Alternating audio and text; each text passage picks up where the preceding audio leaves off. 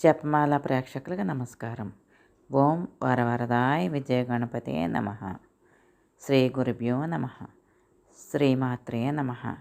ఈ భాగంలో మనం జన్మేజయుడి ధర్మ సందేహాలు విందాము. ఈ కథ విన్న జన్మేజయుడికి మతిపోయింది.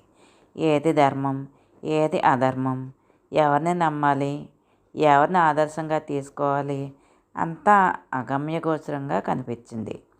మహానుభావ మహామతి వ్యాస మహర్షి, చాలా ఆశ్చర్యంగా ఉంది నువ్వు చెప్పిన ఈ వృత్తాంతం. ఈ సంసారం అంతా అంటే సృష్టి, ఒక పెద్ద పాపకోపం. దీని బంధనాల నుంచి ఎవడూ తప్పించుకోలేడు. కశ్యపుడంతటి వాడు దిక్పాలకుడి గోవును అపహరించాడు.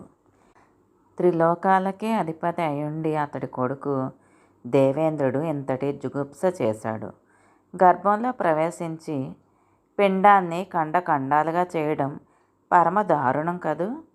పైగా సేవ కోసం వచ్చానని ఒట్టు వేసి మరీ చెప్పి నమ్మించి మోసం చేయడం, గర్భశోకాన్ని కలిగించడం ఎంత దారుణం. ధర్మానికి శాసకుడు, ముల్లోకాలకు రక్షకుడు ఆయన దేవేంద్రుడే ఎంతటి నీచానికి ఒడిగట్టాడంటే ఇంకా ఈ లోకంలో ఎవరు ఏది చేస్తే మాత్రం తప్పవుతుంది. కురుక్షేత్ర మహాసంగ్రామంలో అందరూ దారి తప్పిన వారే. భీష్ముడు, ద్రోణుడు, కృపుడు, కర్ణుడు, ధర్మరాజు అందరూ ధర్మం తప్పారు. వీరందరికీ శ్రీకృష్ణుడు ప్రేరకుడు కావడం మరీ వింత.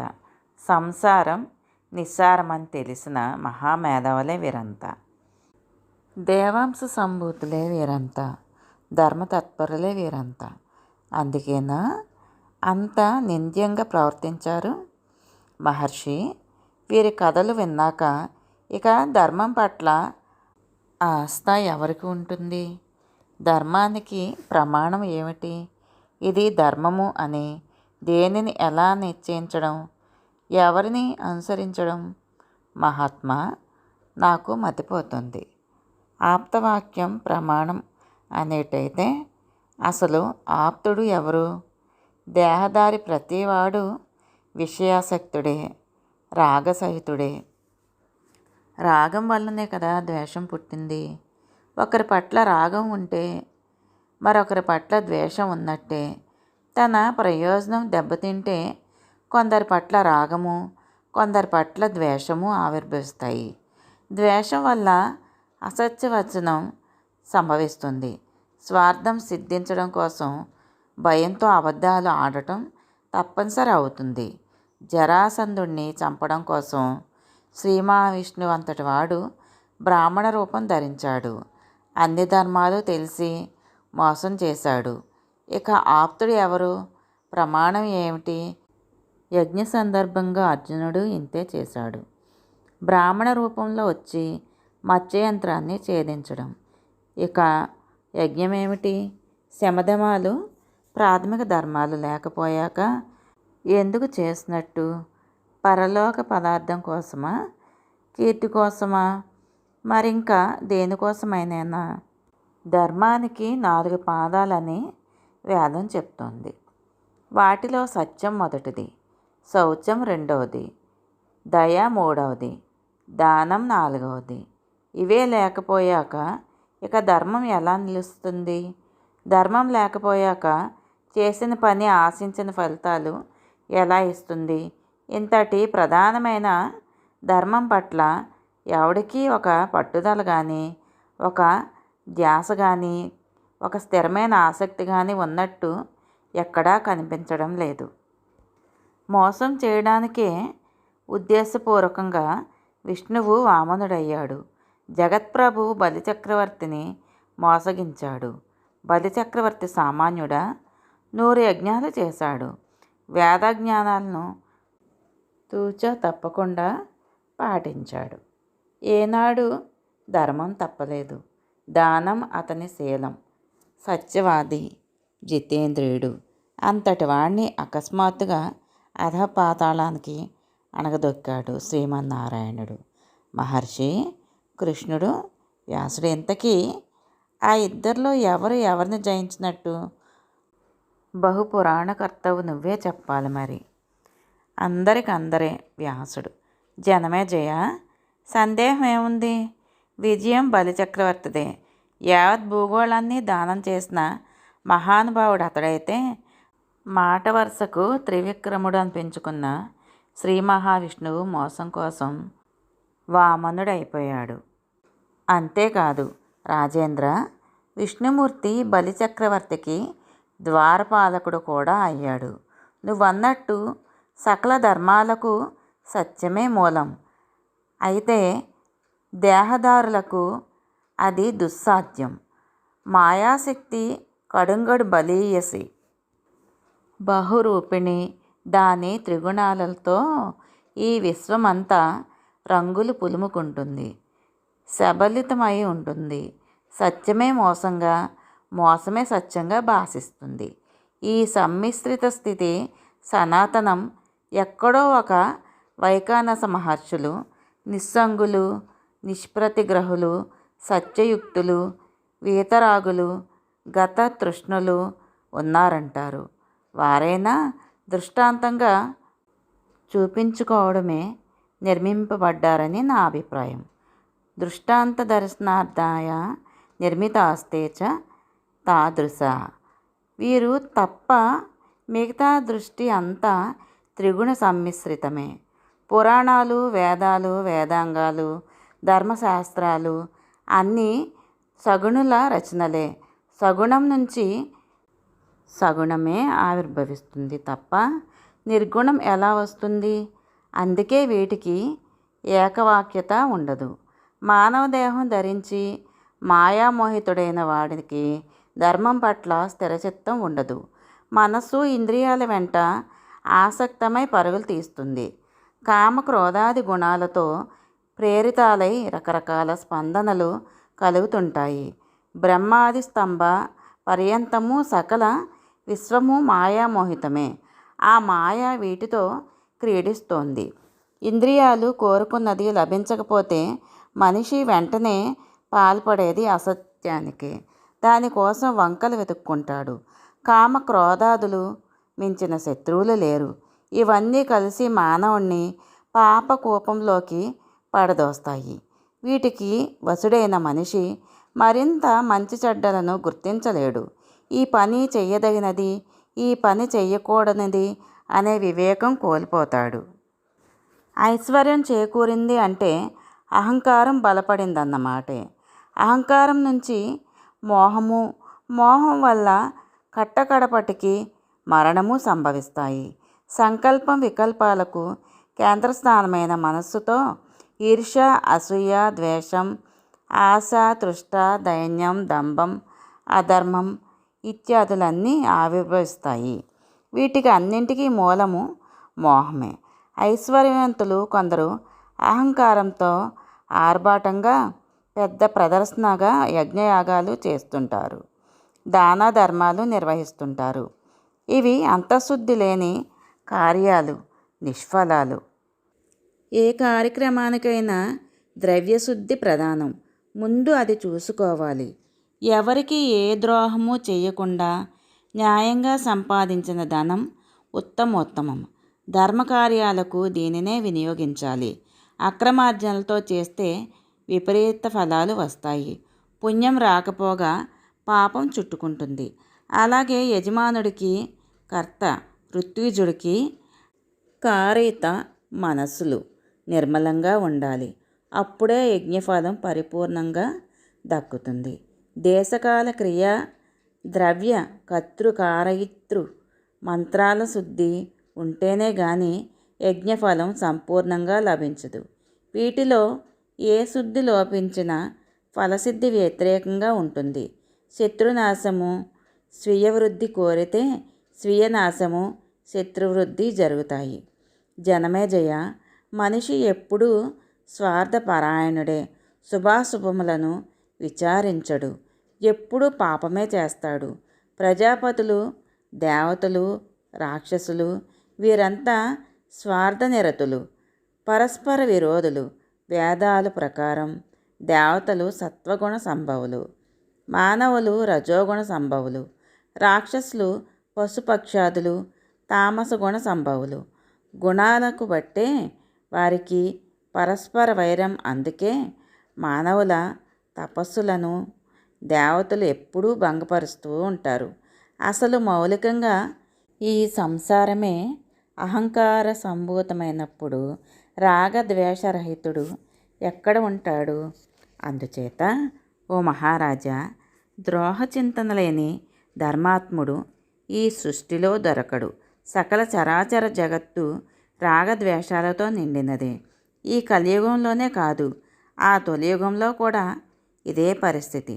దేవతలు ఈర్ష్యాలువులు, ద్రోహచింతనలు మోసగాళ్ళు. ఇక మానవుల మాట, పశుపక్షాదుల మాట చెప్పాలా? ద్రోహం చేసిన వాడికి ద్రోహం చేయడం సమత, అద్రోహికి అతిశాంతికుడికి ద్రోహం చేయడం కలత, నీచత. ఎవడో ఒక తపస్వి శాంతచిత్తంతో జపధ్యాన పరాయణుడై ఎక్కడో ఏ అడవిలోనో ముక్కు మూసుకొని కాలం గడుపుతుంటాడు. దేవేంద్రుడు పనిబూని వాడి తపస్సును కాస్త భంగపరుస్తాడు. దీన్ని ఏమనాలి? నా నోటితో ఎందుకులే చెప్పడం. సజ్జనులకు ఎప్పుడూ ఎక్కడైనా సత్యయుగమే, అసజ్జనులకు ఎప్పుడూ కలియుగమే. మధ్యములకు మధ్యయుగం. ఎప్పుడో ఎక్కడో యుగానికి జగానికి ఒక్కడు సత్యధర్మాను వర్తి ఆవిర్భవిస్తూ ఉంటాడు. మిగతా యుగాలు అన్నింటా అందరూ ప్రధానంగా అధర్మపరాయణులే, అధార్మికులే, నరనారాయణులే. తపస్సు విందాము. ధర్మ సంస్థితికి పూర్వజన్మ వాసన ప్రధాన కారణం. అది మలినమైతే ధర్మము మలినం అవుతుంది. ఇక్కడ ఒక వృత్తాంతం చెప్తాను వినుమరి. పూర్వకాలంలో ధర్ముడు బ్రహ్మమానస పుత్రుడై జన్మించాడు. సత్య సంపన్నుడే, వేదధర్మ నిరతుడే జీవిస్తున్నాడు. దక్ష ప్రజాపతి కూతుళ్లను 10 మందిని వివాహం చేసుకున్నాడు. గృహస్థాశ్రమాన్ని స్వీకరించాడు. వారికి హరి, కృష్ణుడు, నరుడు, నారాయణుడు అని 4 కుమారులు జన్మించారు. వీరిలో హరి, కృష్ణులిద్దరూ నిత్యం యోగాభ్యాసపరాయణులై కాలం గడుపుతున్నారు. నరనారాయణులు తపఃపరాయణులయ్యారు. హిమాలయాల్లో బదరికాశ్రమంలో తీవ్రంగా తపస్సు చేస్తున్నారు. 1000 ఏళ్లకు పైగా గడిచింది. తపస్సుల్లోకెల్లా అగ్రగణ్యులయ్యారు. వీరి తపస్సులు తీవ్రత ముల్లోకాలను వ్యాపించింది. దేవేంద్రుడికి దడ పుట్టింది. ఎలా భగ్నం చేయడమా అని ఆలోచన. తీవ్రంగా ఆలోచించాడు. కట్టకడపటికి తానే రంగంలోనికి దిగాడు. అతి దారుణమైన కామక్రోధ లోభ మోహాదులు వెంటబెట్టుకొని గంధమాగధంపై ఉన్న ఐరావతం ఎక్కి బదరికాశ్రమం చేరుకున్నాడు. ప్రత్యక్షమైన బ్రహ్మ విష్ణువుల్లా అప్పుడే ఉదయించిన సూర్యబింబాల్లా తపస్తేజస్సుతో విరాజిల్లుతున్న నరనారాయణులను చూశారు. ఏమిటి వీళ్ళ పట్టుదల? తపస్సుతో ఏం చేద్దామనుకుంటున్నారు అని ఆలోచిస్తూ దగ్గరికి వెళ్ళాడు. మహానుభావులారా, ధర్మసుతులు కదా మీరు, చాలా తీవ్రంగా తపస్సు చేస్తున్నారు. ఏమిటి మీ ఉద్దేశం? ఏమిటి మీ ఆకాంక్ష? ఉత్తమోత్తమైన వరం ఇద్దామని వచ్చాను. ఇవ్వకూడందే అయినా సరే ఇస్తాను. అంతగా సంతోషించాను మీ తపస్సుకి. కోరుకోండి అన్నాడు. నరనారాయణులు ఉలకలేదు, పలకలేదు. ఇంద్రుడు మళ్ళీ మళ్ళీ అదే ప్రకటించాడు. స్థిరచిత్తులై ధ్యానంలో మునిగిపోయారు. ఆ జంట మునులలో చలనం లేదు. ఇంద్రుడికి రోషం వచ్చింది. మాయామోహినిని సృష్టించాడు. వారిపైకి ఉసుగొలిపాడు. ప్రయోజనం లేకపోయింది. సింహాలు, పులులు, తోడేళ్ళు సృష్టించాడు. భయపెట్టాలని ప్రయత్నించాడు. ఫలితం లేకపోయింది. ఇక ఏమి చేయడానికి తోచలేదు. వరదానాలకి లుబ్ధులు కాలేదు. సింహశార్దూలాలకి భీతులు కాలేదు. మాయామోహిని మోహితులు కాలేదు. వీరు తపస్సుని భంగపరచడం ఎలా అని తిరిగి తన మందిరానికి వెళ్ళిపోయాడు. బాగా యోచన చేశాడు. జనమేజయ, ఆదిశక్తి సనాతని. సర్వలోకేశ్వరి పరా ప్రకృతి అయిన మహావిద్యను నిష్ఠతో ఉపాసించే వారిని ఎవ్వరూ ఏమీ చేయలేరు. దేవాసురుల మాయలన్నీ ఆ మహామాయ ముందు ఓడిపోవలసిందే. చిన్న మాయలు పెద్ద మాయలు ఏం చేస్తాయి? మహామాయను ఉపాసించే వారికి ఎవ్వరూ ఏ విఘ్నాలు కల్పించలేరు. వాగ్బీజ కామబీజ మాయాబీజ మంత్రాలను జపించే వారిని ఎవ్వరూ బాధించలేరు. అయినా దేవేంద్రుడు మోహితుడై ఒక ప్రయత్నం చేశాడు. మన్మధుణ్ణి వసంతుణ్ణి పిలిచాడు. రతీదేవితో అప్సరలతో బదరికాశ్రమానికి వెళ్ళి నరనారాయణులను కామాతురులను చెయ్యండి అని ఆజ్ఞాపించాడు. సుగంధ పరిమళాలతో పూల బాణాలతో వంపు సొంపుల వయ్యారాలతో వారు మనస్సులను సమ్మోహితం చేసి లొంగదీయండి. ఇది దేవకార్యం. మన్మథ, ఈ ప్రపంచంలో దేవదానవ మానవ జాతులలో నీ బాణాలు తాకిడికి లొంగని వారు ఎవరు? నీ శక్తి అమోఘం. బ్రహ్మ విష్ణు మహేశ్వర్లే కాదు, నీ అందానికి సాటి వచ్చే ఇంద్రుడు కూడా నీకు ఏ పూల బాణాలకు ఓడిపోతానా అనేవారే. ఇక నరనారాయణులు ఒక లెక్క. పైగా ఇంతమంది అప్సరస్సులు నీ వెంట వస్తున్నారు. నిజానికి ఒక రంభ ఒక తిలోత్తమ చాలు. అసలు నువ్వు ఒక్కడివే సరిపోతావు. అటువంటి ఇంతమందితో కలిసి వెడుతున్నావంటే ఇక చెప్పేది ఏముంది? జయం మందే. వెళ్ళిరా. కార్యం నెరవేర్చి నువ్వు కోరినదల్లా నీకు బహుమతిగా ఇస్తాను. నేను స్వయంగా వెళ్ళి ప్రయత్నం చేశాను. ఫలితం లేకపోయింది. శ్రమ మిగిలింది. అసలు మొదటే మిమ్మల్ని పంపించి ఉండాల్సింది. అయినా ఇప్పుడు మించిపోయింది ఏమీ లేదు. వెళ్ళండి అని పంపించాడు. వెళ్ళబోతూ మన్మధుడు ఒక్క మాట చెప్పాడు. దేవేంద్ర, నీ ఆజ్ఞ ఇప్పుడే నెరవేరుస్తాను. ఆ నరనారాయణులు త్రిమూర్తులలో ఒకరిని కానీ ముగ్గురిని కానీ సూర్యుని కానీ లేదా మరింక ఏ దేవతనైనా కానీ ధ్యానిస్తూ ఉంటే చిటికలో వారిని మోహపరచి తపోభంగం చేసి వస్తాను. సందేహం లేదు. అలా కాక వారు గనక దేవి భక్తులైతే మాత్రం నేను చెయ్యగలిగింది ఏమీ లేదు. కామరాజ మహాబీజ మంత్రాన్ని జపించే వారి మీద నా బాణాలు పనిచెయ్యవు. మన్మధుడు ఇలా చెప్పినా దేవేంద్రుడు వినిపించుకోలేదు. వెళ్ళమని తరిమాడు. ఇది దుస్సాధ్యమైన కార్యం. నువ్వే సాధించాలి. నాకు హితం చెయ్యాలి అని పంపించాడు. సరే అని మన్మధుడు బయలుదేరాడు. అప్సరస్సులకు గర్వభంగం. మిగతాది తర్వాయి భాగంలో విందాము. శ్రీమాత్రే నమః.